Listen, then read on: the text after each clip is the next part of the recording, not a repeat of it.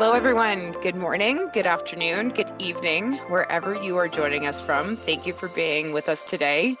I am Tara Brooks, VP of Customer Success North America at Staffbase. And yes, that is me on stage in New York City during our Voices conference. And if you were not able to join us this year in New York, hopefully we will see you next year. I am very excited to have with us today our finalists and winner for our Best Launch Strategy Award.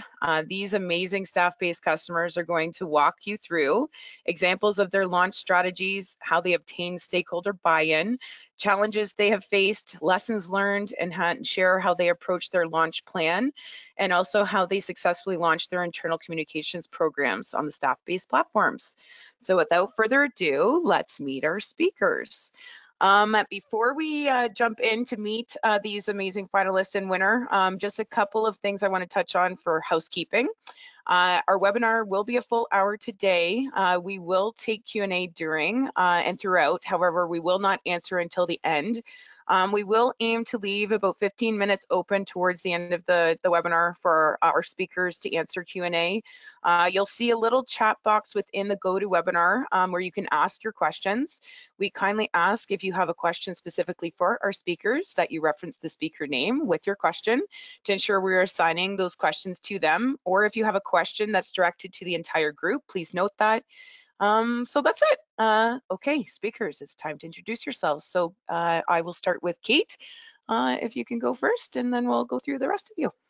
Absolutely. Good afternoon, morning, evening, wherever you guys are joining from. I'm Caitlin Wade. I'm the communications specialist with Engineer Floors, which is a carpet manufacturing company, primarily located in North Georgia, but we do have a sales force and some facilities out west. We have been using the mobile app with Staffbase for a little over a year now. We also have the intranet, but 93% of our population, just due to the dynamics of their job, are using it from the mobile app. And we're super excited to be here to discuss how we've launched it and how we continue to put that in front of our workforce. Awesome. Thanks, Kate. Thanks for joining us today. Emily, you're next. Hi, everybody. My name is Emily. I'm a senior communications specialist at Wilson & Company, which is an engineering and architecture firm. We have about 700 employees located across 15 offices, providing just a variety of services in architecture, engineering, and construction. As far as Staffbase, we primarily use the intranet version of the platform, but we do have about 35% of our staff that are also on the mobile version. So we've had a really fun time just launching it and finessing it as we've gone along, and I'm just really excited to share that with you today. Awesome. Thanks, Emily, and thank you for joining us. Rainey, you're up. Hi, I'm Rainey. I am the digital content coordinator here at Webco. We are a steel tubing manufacturer around the Tulsa, Oklahoma area, and we have about 1,400 employees across 9 facilities. As far as Staffbase, we use the mobile app and we also offer the intranet, and we love it, and we love being able to create all kinds of content to share with our company. So yeah, we really like it. Awesome. Thank you, Rainey, for joining us as well. And Beth, our winner. Hi, my name is Beth. I'm the Director of Internal Communications at Lightspeed. And I was going to say, I look so young and youthful in that headshot, so it was clearly taken before the internet launch. But I work for Lightspeed. It's a global commerce platform that's used by independent retail and restaurant owners around the world to run their business, whether it's point of sale, e-commerce, inventory management. We do it all. And we help small independent businesses compete with big box chains in over 100 countries around the world. So Lightspeed itself is publicly traded. We're headquartered in Montreal, Canada, where I'm calling in from today. But we have 3,000 employees around the world in 20 offices across Europe, North America, and Asia Pacific. And we've been using Staffbase for about a year now, but we primarily use the desktop version and the very heavy users of the email tool. We have an app, but sort of if employees want to download it to use on the go, then they're more than welcome to. Amazing. Thank you, Beth. And congratulations again on winning Best Launch Strategy. So each of you did go into a little bit of your organization and your title and an industry that you're in. I think, and a little bit in terms of the products you're using. If you could go into a little bit of why, I guess, why your company and or your team recognized a need for the solution like Staffbase. That would be super helpful. I think we'll start with Kate first. Absolutely. So like I said, 76% of our population, they do not have access to a company email. And with that, they don't have access to a desktop while they're on the job. They're typically behind a machine for 12 hours. It'd be first shift, or even it'd be a week shift or off shift. And so we knew prior to COVID that we needed a solution. And we actually looked at Staffbase. And then we didn't really go anywhere with it. It didn't go anywhere. Well, then at the peak of the pandemic, we realized, wow, we need a solution. We need to be able to communicate with employees, especially when they're not on the job, even more when they are on the job, in an easy and convenient way. And so then we reached out to Staffbase and we started that partnership late 2021, early 2022. And now we're thriving, I would like to say. We have 85% downloads with close to 5,000 employees. And so, the success it's not been a sprint, it's definitely a marathon. And I learn something new every day.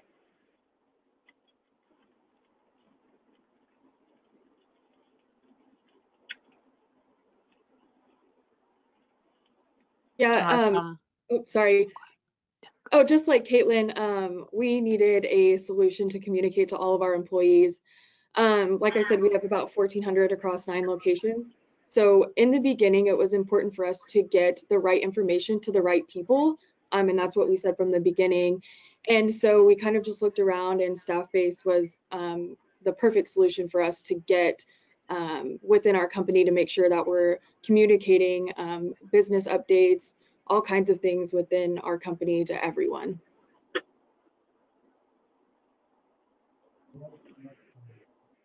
And for us, prior to launching Staffbase, we had just a really fragmented approach to our internal communication, and it really only catered to kind of a top-down approach. So that was an early goal of ours, was to kind of have a tool where people could communicate, across the company. Like I said, we're pretty spread out.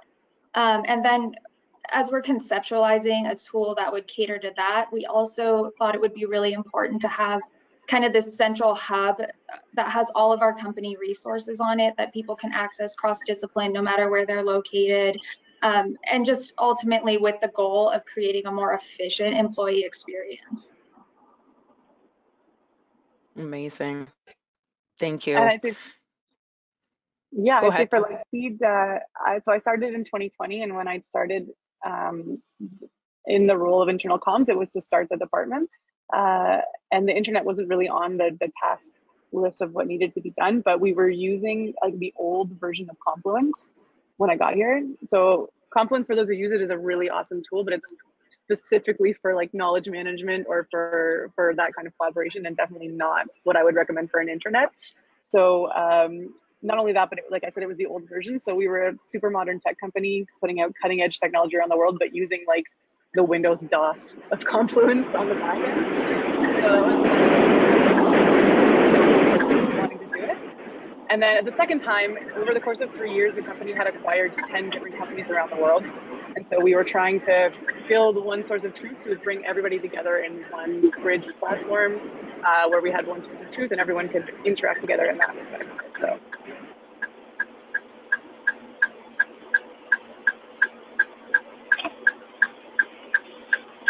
Awesome. Thank you for that all.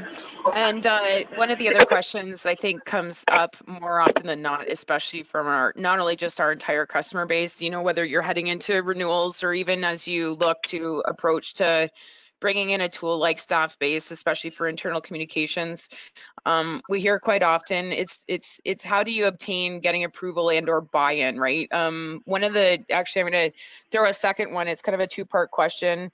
whether it's concerns from an IT, from a security perspective, whether or not employees will be willing to download an app on their personal device, whether it's experiencing questions like this from your C-level or even C-suite around budgetary, right?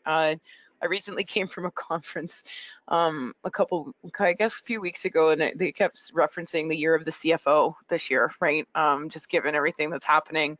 And I think, did any of you kind of go through some hurdles, right, in obtaining that budget or approval when you're looking to convince them, this was a necessary step forward?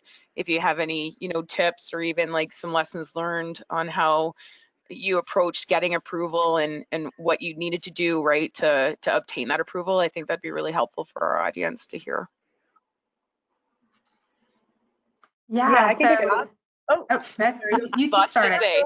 Go ahead, Caitlin, go ahead. Okay, thank you. So we didn't necessarily have a difficult time, but the approach that we took, because we had brought it up prior to COVID, people knew about it and they knew that it was on our mind. We knew at that point that we needed a solution.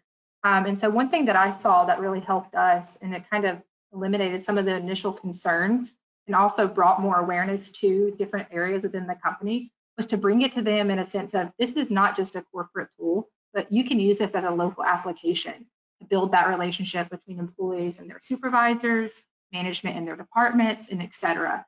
And so just learning our team, so internal comms is within HR at Engineer Floors. And so our team really went to each department and gave them examples of processes and items that they currently work with, and gave them examples of how we could implement that into this mobile app, if you will, and how that would look. So essentially bringing a lot of manual processes to a more automated approach, and trying to streamline those processes and letting them know that this is just as much for us to communicate with employees as it is to build that relationship with your employees.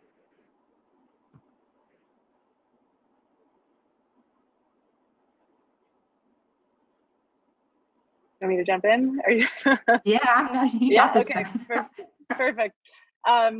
So ours, we definitely had some challenges. Ours specifically, I would say budget's always something, so you have to convince them there, but ours was more a question of too many cooks in the kitchen, if I could give it a name.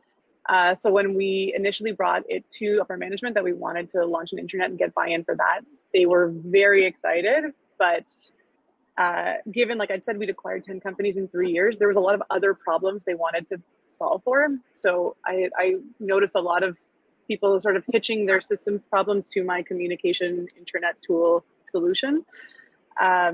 So I think first and foremost, and this was a mea culpa on my end, I should have been a lot more clear on what the exact purpose of this tool was, and that it was not one tool to fix them all, or that we were going to be able to get rid of a lot of other systems and just use this one.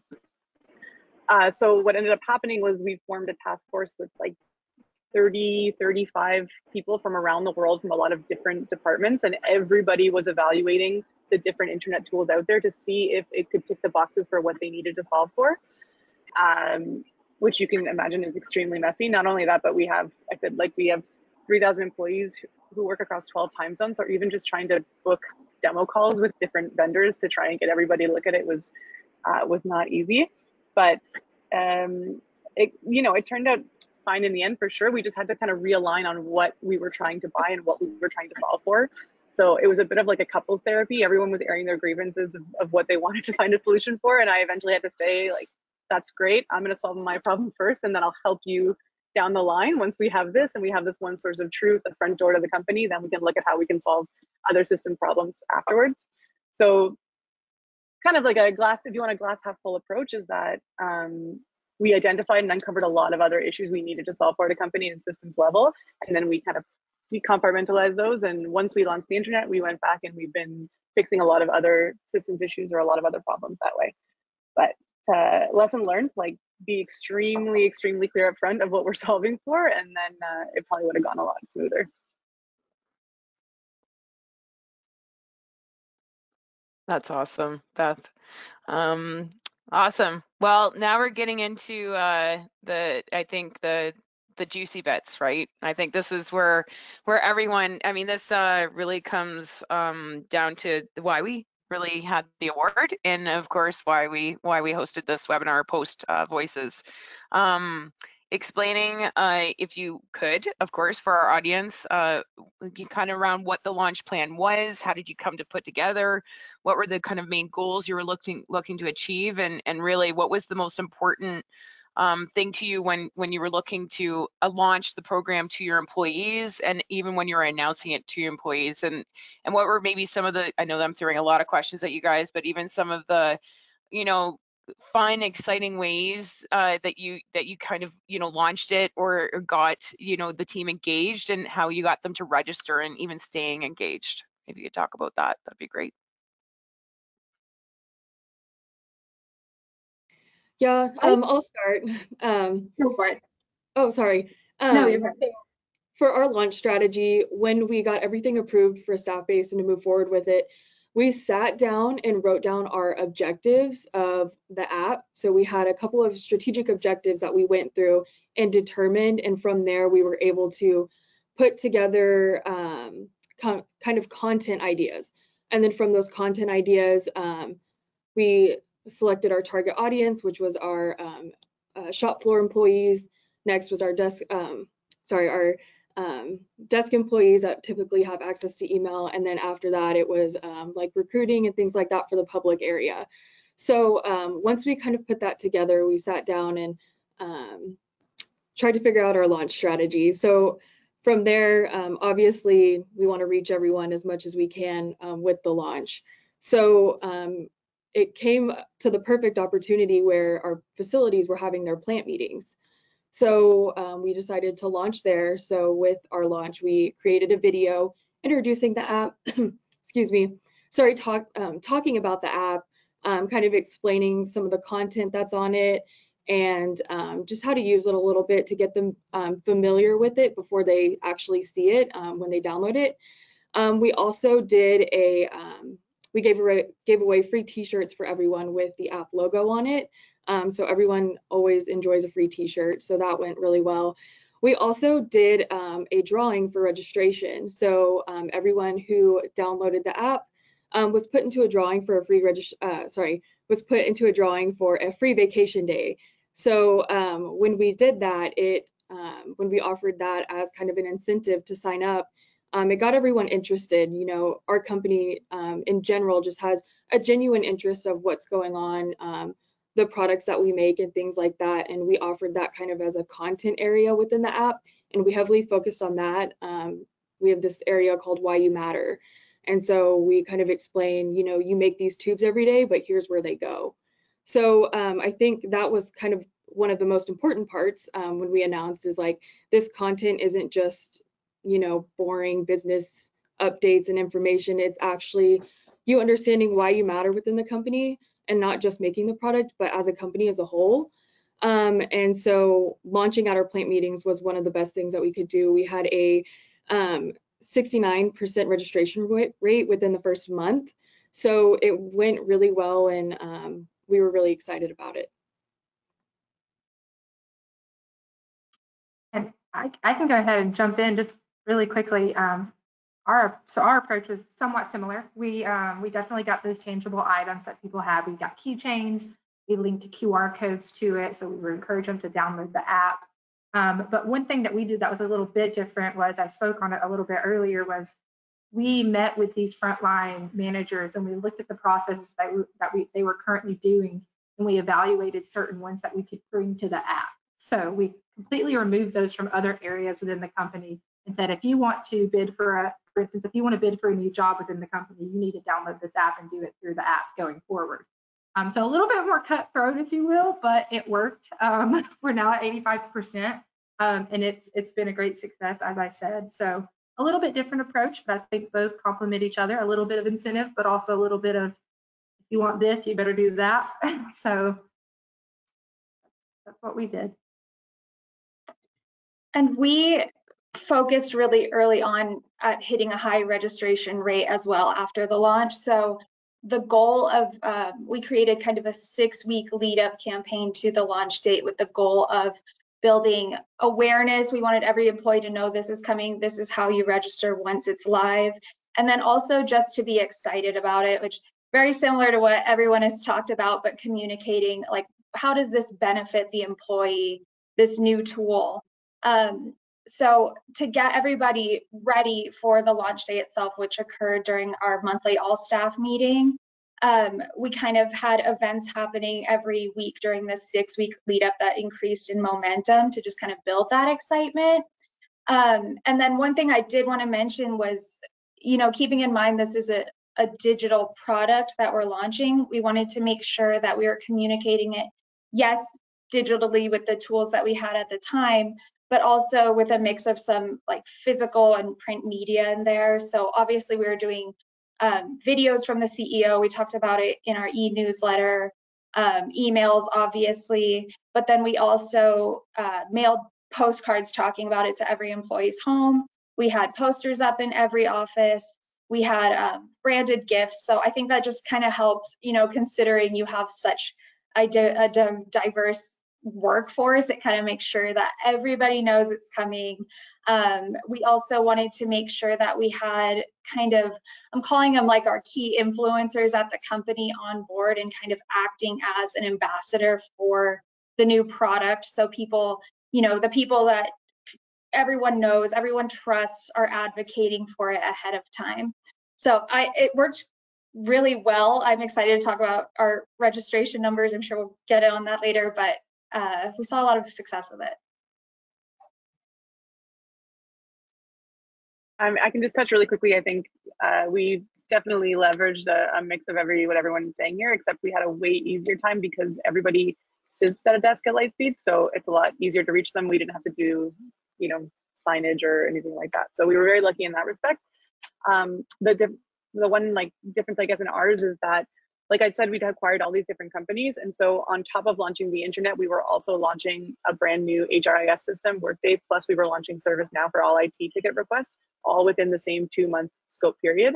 So while it's called My Lightspeed, but while our internet was one portion of it, we had a broader campaign company-wide called Just Make It Easier. So make it easier to work at Lightspeed, and there were a lot of different steps to it. So there was sort of all the same tactics as you're talking about here, but the My Lightspeed was one of it, and we tried to really hone in on the fact that employees find it very difficult to get the system or systems, navigate systems, get things done at Lightspeed since there were so many new people with so many different areas to go to. So the focus was really around how does this new tool or all these new tools make your life a lot easier to work here and to be part of this company. It's amazing. Thank you all. So each of you have touched on this, but even to go further, obviously lot of proud moments through launching Staffbase in your programs. And I know, Emily, you mentioned, just to talk about some of the registration numbers, right? Which I know you wanted to chat about, but is there any other, praise or any other, big moments, even from leadership, or any other big elements that even small, right, moments that you guys are also proud of when you guys coming out of launch, or even have seen since post-launch? I can kick us off. So obviously the numbers are fantastic, and that's a really easy thing to be proud of, and it's really easy. It's great to have that to communicate to your leadership team when you see those sorts of things. But honestly, for me, one of the things that I'm most proud of is just actually watching the excitement that was built up leading up to our launch. So we named our staff-based solution One Connect at our company. And so we had this event that we hosted a week before the launch day where we brought everybody together at their offices and hosted a breakfast under our slogan, which was, "You can't start your day without One Connect." So we had a breakfast themed event for everybody. We handed out branded coffee mugs. There was branded napkins. And then in each mug, we had a card that had the URL and the QR code to direct our staff to the public facing side of One Connect. So they kind of that week before the actual launch and then being able to log in, were kind of able to get this teaser where they could see what was coming. And it was just really fun. It was great to see our people come together in person, and it was really in alignment with our company culture. So I think that made it really special. It's awesome. And who doesn't like swag? Exactly. Right. Emily, like you said, it's very easy to be super proud of those numbers. They speak for themselves, right? So to go a little bit for us, especially me being I am the only internal communications person, though there is a great HR team supporting me. I would say the relationships that continue to unfold because of our app, EF Link, which is Staffbase, that be the culture, the culture that we're establishing through the app, even the relationships that employees are starting to build with their peers, their supervisors, and those people, those key people that maybe prior to Staffbase they didn't have much of a relationship with, not because they didn't want it, but because they didn't have a means to do it, just because of how dynamic our structure is at the company. And so, again, very easy to be proud of the numbers, but it really is like an aha moment when you see employees connected with one another through something that you had a hand in. So It's amazing. It's the connecting, right? Which is awesome, and at all levels as well. absolutely. Yeah. And Beth, I think you had some interesting stats just with even acquisitions that came through. Yeah, I mean, like both of you were saying, the stats are impressive. It's very exciting to look at them every day and see how many people are on there and see the needle continue to move. I think I'd originally taken more of a very practical approach to it, and that we need this one source of truth. We need to make it easier for people to find information, and we've checked that box entirely. So it's great. We actually just had our annual employee engagement survey, and we're definitely seeing progress on that front there. But the engagement part is the one that I was. It probably makes me the most proud, even though it was the one that was like my less concern from the beginning, because we were solving a more practical issue. But it's been great to see people from all over the world, from all these different companies, come together on my Lightspeed. And what I like too is, I mean, if you acquire all these companies, you can't just expect everybody to just adopt your culture, but it's really letting people from wherever they are in the world share their stories, identify themselves, share different best practices from where they used to work and how we can adapt. So it's been a really important tool to help us evolve and build something stronger together as a global workforce. So that, I think, is probably what I'm most proud of. Amazing. And Rainey. Yeah, for what I'm most proud of is obviously, like everyone says, is just the numbers coming in as soon as you launch. Throughout the company, there's just like a genuine trust throughout all of us. And for us to bring in something so new, especially like on a personal device of an employee, and them to take it in and download it and get on it and just tell us how much they enjoyed, seeing where their product that they're making is going out in the world, and being able just to see what's going on at different facilities. I was really glad of the adoption, and the number didn't matter to me. It was just the fact that it was just something so new that we were bringing to the table, and everyone just kind of adopted it in and was like, this is so great, we love it. And there's just that genuine interest of people want to know what's going on, and that people want to feel included. And so I think that our Webco Now app really helped that, and it's throughout the past year that we've had it, it's just been amazing hearing the feedback about it and the content that we're putting on it. So yeah, that was the thing that I was most proud of, was just the adoption was amazing. Awesome. Thank you all. So we talked a lot about the adoption, right? You mentioned, a few of you mentioned the downloads, right? Just overall engagement. That really is a good segue in terms of how are you all measuring success, whether it is you individually through your teams or even your leaders, right? In terms of, I mean, there's a lot of, especially when you're looking at tools and what's the ROI, right? Return on investment. You've purchased something, so what are those kind of key performance indicators that you're currently measuring to showcase that return on investment with Staffbase, and even the overarching program that you'd like to speak to? And I'll start with Kate. Yeah, absolutely. So I know we've spoken a lot about it, but at first, right when we launched Staffbase, our focus was on that adoption, seeing those downloads increase, because what good was the app if we didn't have people on it to use the stuff that we're putting in it? And then we quickly shifted to engagement. And the way that we started measuring the engagement obviously was holistic. We looked at the aggregate data as putting the app out there company-wide. And then we started breaking down by locations, because we do use the target features significantly. we have 13 locations, and we started targeting those and giving them individual reports on where they were as a company, as a facility.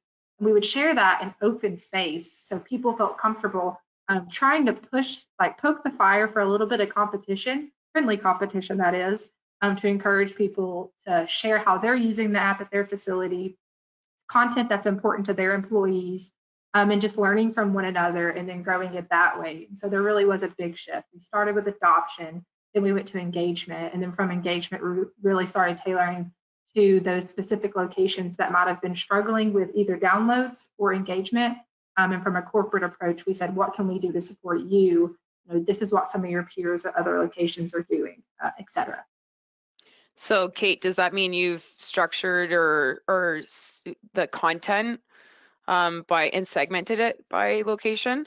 And Absolutely. So for all of our locations, that employee is getting a unique experience for what they should know for their location where they're going to work every day, important stuff to them. And we do that from locations, and then we can even target that from, we have a large population that's hourly, and then we have a salary. So we have it targeted. We have around, I think, 23 different maps for EF Link, and it has shown very effective with being able to tailor and target those communications. And you've seen an increase even since doing the more specific targeting? Absolutely. I'll speak on one of our larger facilities. It's actually it's the largest, it's 2.8 million square feet. We start here in Dalton, Georgia, and they were sitting right around 70%. And because of the information and engagement numbers we were getting them, they just jumped up to about 77, 78. We saw about a 6-7% increase. That's amazing.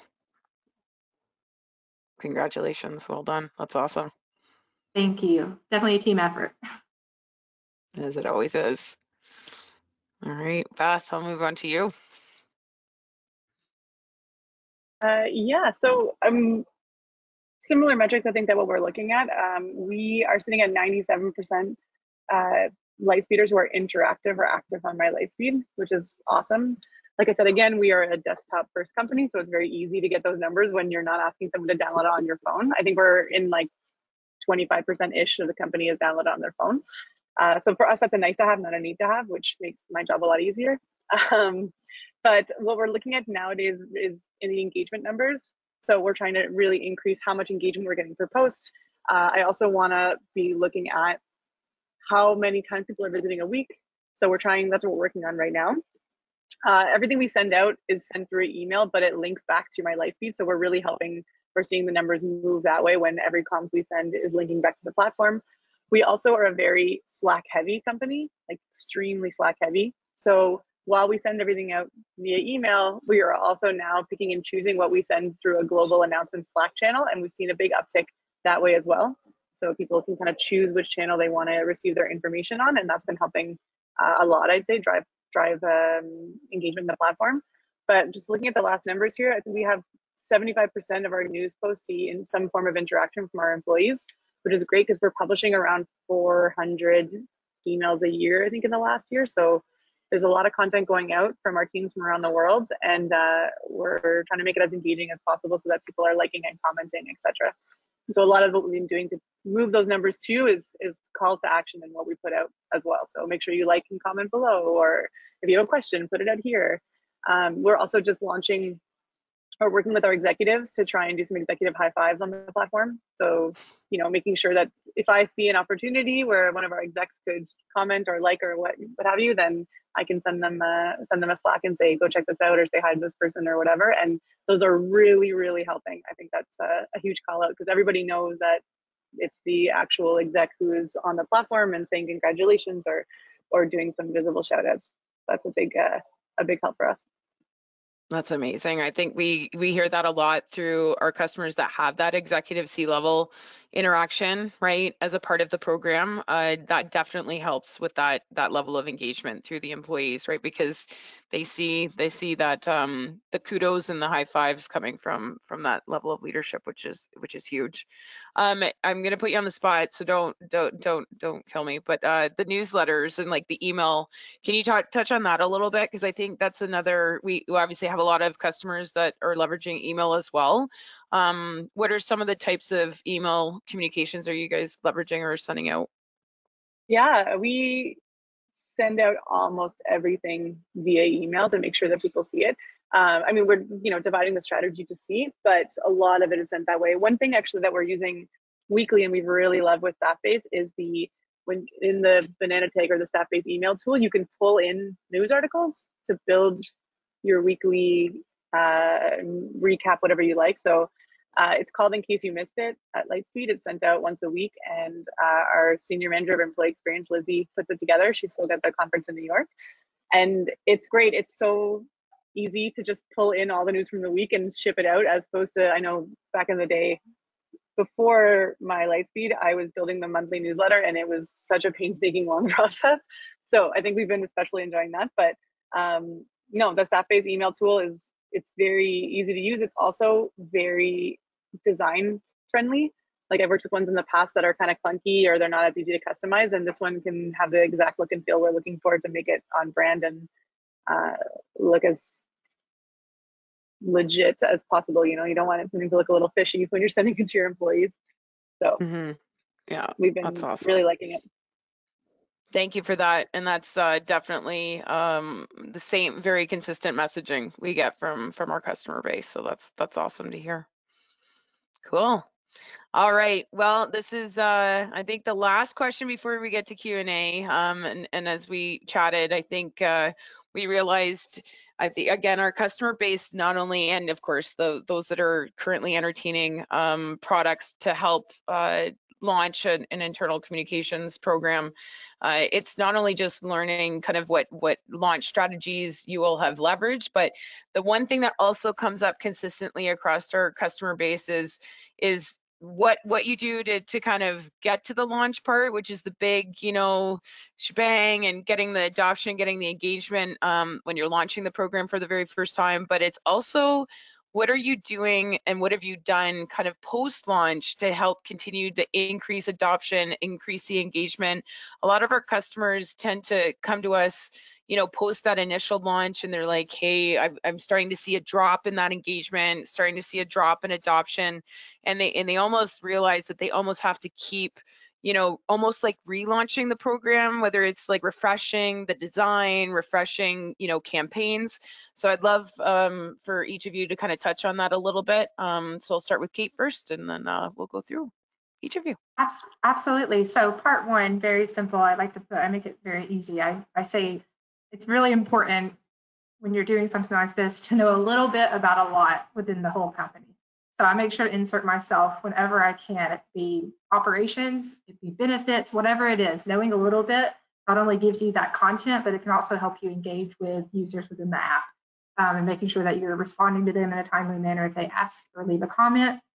And then second, the post-launch, increasing adoption and engagement. That is something that we struggled with. We saw kind of a dip in engagement.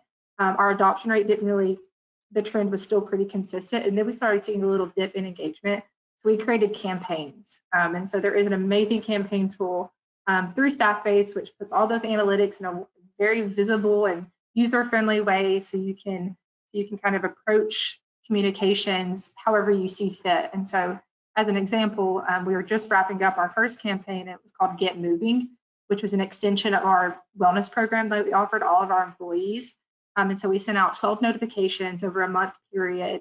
And at the end of that, we actually ended up having over 5,000 visits, close to 700 acknowledgements. And so it was very successful. And then we saw a direct 13% increase from that, from monthly, weekly, and daily activity and engagement. So great numbers came from it. And a campaign doesn't have to be anything directly related to communications. Again, I partnered with Wellness to do Get Moving. We have a new one coming up called EF Made, where we're going to highlight operations, kind of where we came from in the carpet manufacturing to where we're going with all the technology that's now out there. So there's definitely things that you can do. And I encourage you guys to use the resources that you have available. And I refer to the resources as those people. Get with departments, learn a little bit about a lot of the company, and you'll be set with that content. And then you can always have stuff to pull from. Amazing. Thank you, Kate. Yeah, Beth? absolutely. Yeah, so we just celebrated our 1-year launch of My Lightspeed a couple weeks ago. So we had a big fanfare for that as well, thanking everybody for using it and kind of a reminder to check out the platform. But we also leveraged that moment to send out a survey and then conduct some focus groups with employees to see what's working, what's not, what would you change, what do you want to see more of, which was really, really helpful, because I think, you know, the time you spend into building the architecture and trying to make sure that you've built a structure that in your mind makes sense, we all clearly spent a very long time doing it, but things evolve or people search for things in certain ways. So based on all that feedback, we've been tweaking a little bit of our strategy in terms of site architecture. How can we make certain things be found a lot easier? We're also starting to implement the new hashtag. I don't know if it's still in beta, but the hashtag feature for search on Staffbase, and it's working really well. It's definitely helped people find things faster. So we're kind of testing it right now and slowly building that, but we're going to do a bigger launch once all our pages have hashtags on them, and it'll make it a lot easier for people to find things. Another thing we've done, I wouldn't say this is like a post-launch, but basically what we're doing is we've made My Lightspeed our intranet, we've made it a very key pillar in the employee onboarding journey. So we're making sure that every single time a new employee starts, they're starting right from My Lightspeed, and that they're coming every single day. We're using the Journeys tool. I mean, we've used that before or not, but every day they're getting content that they're learning more about the company, and they're bringing them back to the tool every single day. And we have a resource hub for new Lightspeeders as well, so they can go and find all the information they need. And so in doing that, we're making sure that any new employee who joins, they're building that muscle to use the platform on a daily basis, and they know that it's their source of truth for whatever they need. So that's kind of how we're continuing to keep engagement high every day and make sure that anyone joining the company has that muscle already built once they start. Awesome. And I love that the surveys are key. That's definitely something that comes across our customer base quite often. And again, the redesign, right? Switching it up based off of that feedback again. And I think Kate, you mentioned as well, just like meeting with the employees, obtaining that feedback, what's working, what's not, and then applying that feedback is big and it's key. Yeah, and even Rainey. like, go ahead. Yeah. To leapfrog on that too, we've done in some of the focus groups, we've done asking people like a one-on-one and asking them to share their screen and show us how they find information. And that's been really, really helpful, because people can just answer a survey or whatever, but if you have someone on the call and say, show me how you find our benefits, and they take you through how their thinking process, it's usually completely different to how I would do it and how I think people search for things. So I'd highly recommend one-on-one focus groups to not so much test, but learn how people use the platform and watch them do it. And from those exercises, we've made a lot of really big changes to our structure or how we conceptualize the internet itself. Yeah, user experience is key, right? And seeing kind of what the 80-20 rule works for the 80% of the employee base. All right, Rainey, I'll pass it over to you, and then we'll wrap it up with Emily, and then we'll open it up for Q&A. Yeah, so what we learned from our launch was, so when we created our mobile app, the way that we had it structured, kind of just the architecture inside was, I thought very structured. So it was like here's everything. But I guess what I didn't take into account 100% was that when people download an app on their phone, especially if it's like a social media, that's what people will compare it to. So there was kind of some feedback of not being able to find content because of the navigation within the app. So we had kept getting that feedback. We did a 6-month survey after our launch, and that was just kind of one of the things. So navigation. So we sat down and kind of talked about the structure of the app because it was causing our engagement rate to go down because people weren't necessarily finding the content that they were looking for. So we kind of sat down and thought about what we could do to relaunch our homepage. So right now we're in the process of that.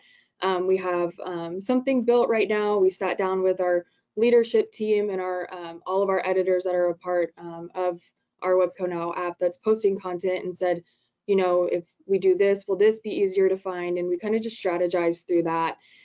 So we have our second launch coming up for our new homepage, and I'm excited to see how that goes because it's a little bit more intentional where they can find content and have the opportunity to scroll a little that is somewhat similar to social media. So I'm very excited about that, and I think it'll raise our engagement up because like on social media, you have like social media creepers. So we had our active users on, but they weren't engaging in anything because it was too hard to find something or it wasn't easy to find. So we took that into account, and I think with this new structure, it will allow those active users to stop being creepers and like and comment on things. So that's kind of what we're doing after our year anniversary of our app. So yeah, I'm excited to see how that turns out. That's awesome. Are you done scavenger hunts? I know a lot that is also a big win for some of our customers too. Yeah. Yeah, awesome. All right, over to you, Emily. Yeah, so I think everyone here has touched on a lot of what I have, thought about, thinking about. Just we're about 6 months out from our launch. We're just about to hit that mark. So I think there's this natural progression of how you look at the numbers. Like you launch, we have this 6-week communication campaign that's aimed at registration rate, and that was very successful. We're pretty stable in the 90s right now. And then once you get the registration rate, it's kind of like the natural progression to look at the activity rate. And so we finessed a few things and tried to streamline the actual usage of our One Connect platform, and that upped our activity rate. So that's stable in the 90s right now. So then you have that engagement piece, which I do think is the hardest to increase because for us at least, it's required a little bit of like a culture shift within our company. Early on, I mentioned that prior to using Staffbase, our internal communication tools were pretty much just top down. So it was hard. It's been a challenge to get our staff feeling really comfortable, like you can share outward and you can interact with people. And we have, I think the social media creepers is so funny because it's like you can see people are on it, you can see people are using it, but everyone's like nervous to actually start engaging. But one thing I did want to mention was considering we're about 6 months out, I think we did the right thing in not making any major changes early on. We got like a little bit startled with a low engagement rate number. But as the months progressed, all of a sudden it started shooting up. So you can just see people are getting comfortable with using it. And so we also have an all-staff survey about to launch here in early July that will ask people what improvements can be made, find out how they're using it. We have a working group that we created that's also come up with a bunch of ideas to increase engagement. So we'll take all that data back to our steering committee and choose which ideas we want to implement, but hopefully get engagement up a little bit using those strategies and then just keep that cycle going. Mm-hmm. That's awesome. And I don't know if this has been shared with you, Emily, but I do know that just in speaking with some of our other customers, they've implemented some champions as well throughout the organization that are the champions of the program, in embedding them within teams, and then that also helps with engagement. Like, hey, did you hear? Have you seen this post recently, or what have you? That's also helped. So if that helps you with your relaunch, that's great. Cool. Well, now it's time for Q&A. So thank you all. This has been so much fun. We could continue talking about this stuff forever because it's so important. I've certainly learned a lot. So I've got the first question, which seems to be for the entire group, for those that are using app and internet. How do you structure your home page, and how do you segment your messaging? So I spoke on how we do it Engineer Force a little bit. So our homepage, the way that it's structured, I wish I could just like put it up on the screen. So we have like our company news, which is, that's meant to be seen by everyone. That's really company highlights, recognition, within specific areas. It'd be sales, it'd be manufacturing. And then we have immediate buttons that links them to pages where they can find employee resources, contact information. Just to Rainey's point, making it a little bit easier to navigate. And I've seen a great increase in engagement after we made these changes. I think we made it around the 6-month, 8-month mark because we wanted to give it some time to kind of work through its own kinks. And then as for, every user has a unique experience based on their location. And so I have channels. So every facility has a channel, and then every department within a facility has a channel. So they're going to get that important information based on the facility. It be, a frequent one is fire drill testing. And so that's one that we send out to the whole company. But if our tufting department's going to have a shutdown, we just send it out via the department. And so use those targeting tools has been a great success to us. And then grouping it based on locations worked for us, but there are so many different ways that you can target your workforce throughout the app and the application. Awesome. Sorry to go off that. We had something very similar with Caitlin for our homepage structure. So we had our company news and then immediate buttons to our different channels. So Caitlin pretty much answered the question of that, but we did something similar to that as well. So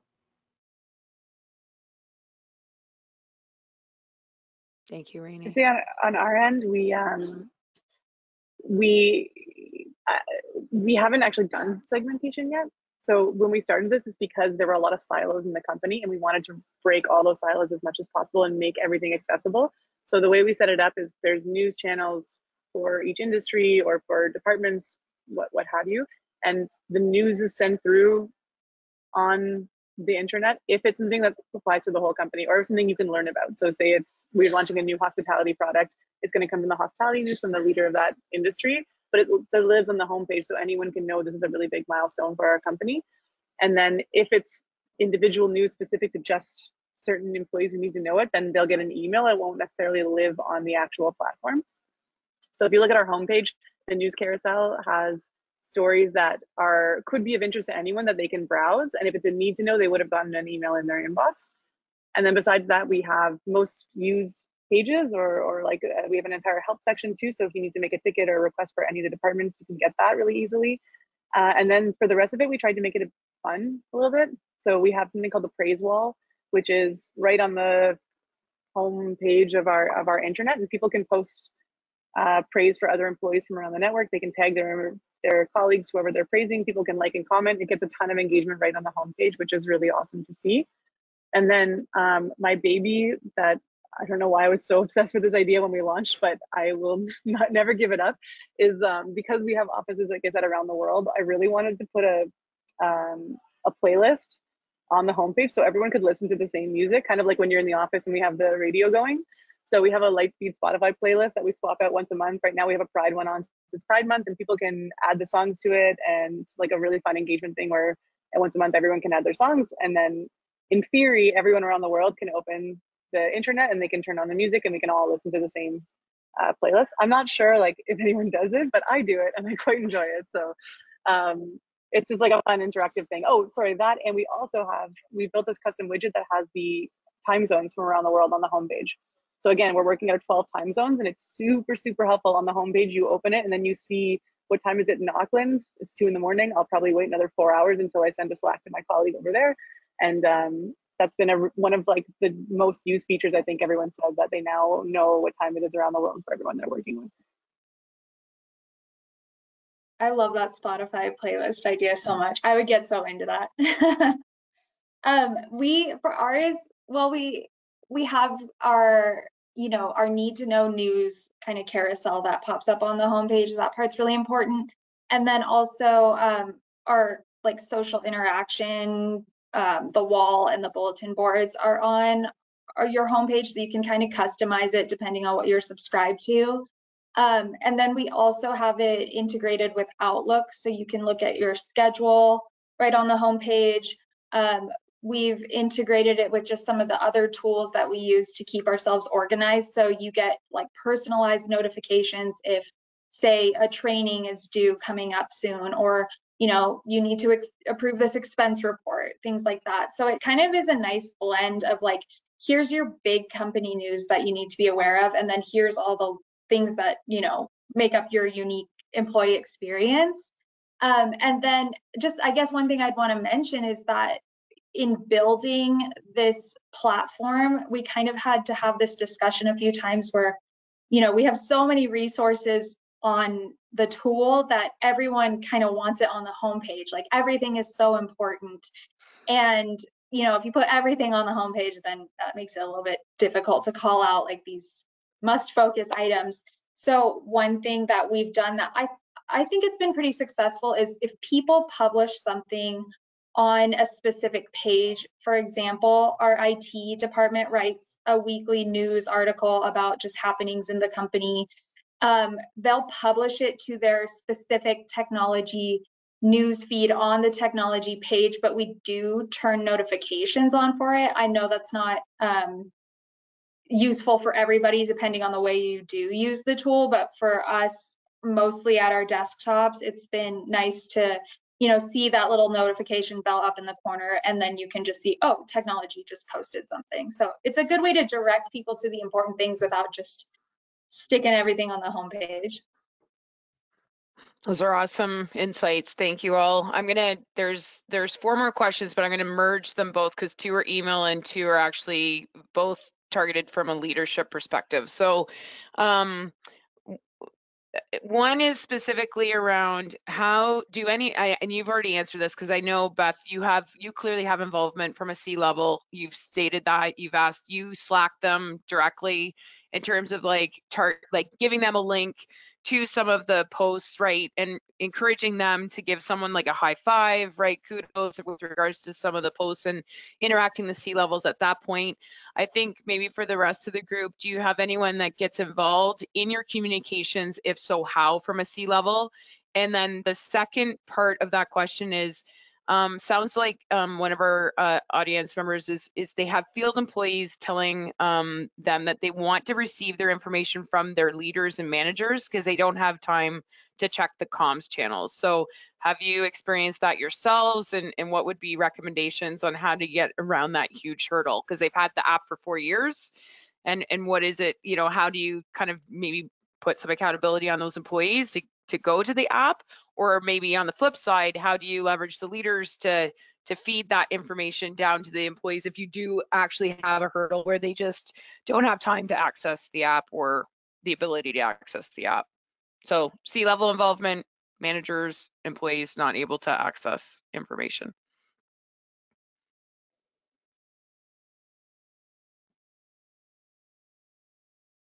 Oh, Rainey, I think you're muted. Yeah, I just realized that. So from a C-level aspect of getting our leadership team involved, we have a channel called What's Important Now. And What's Important Now is kind of an acronym for WIN.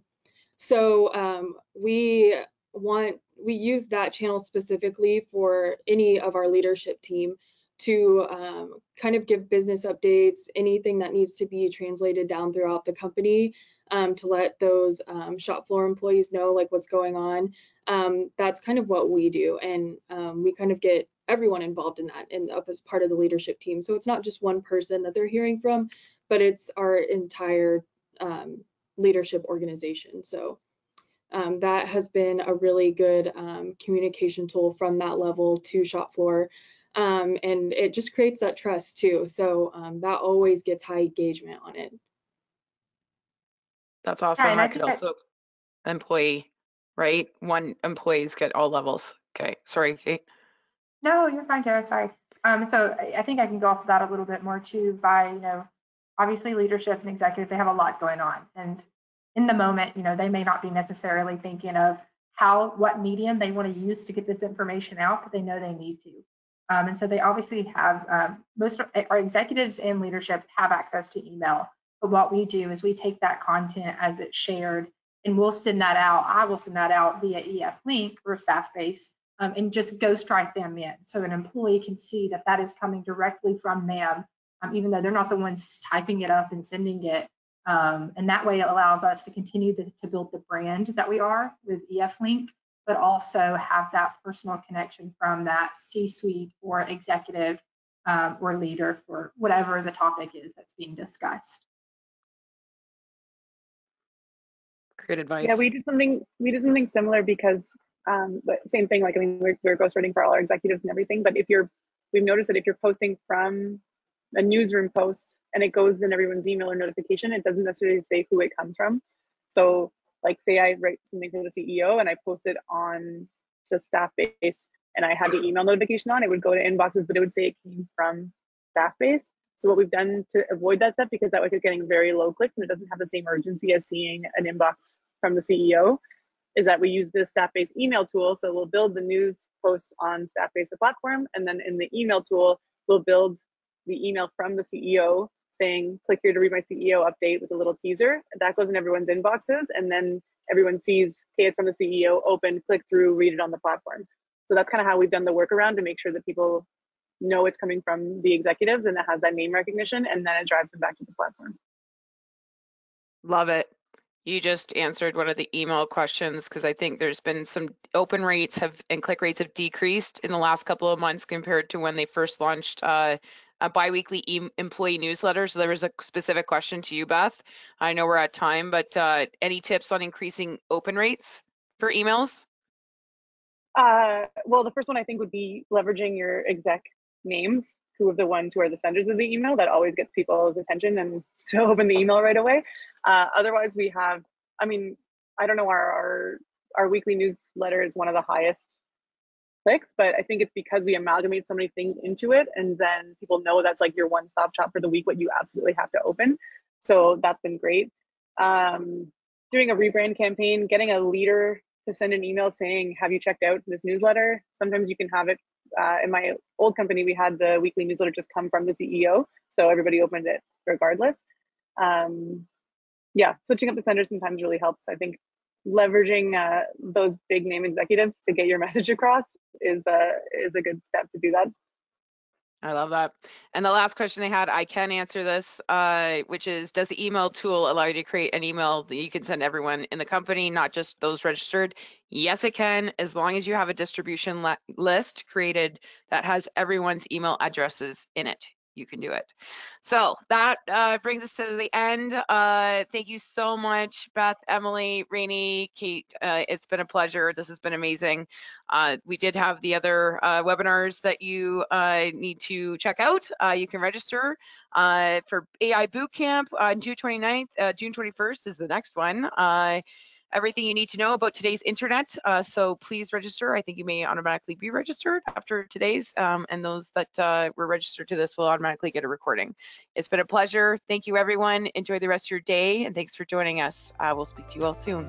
Take care. Thanks. Bye, guys. Bye. Thank you.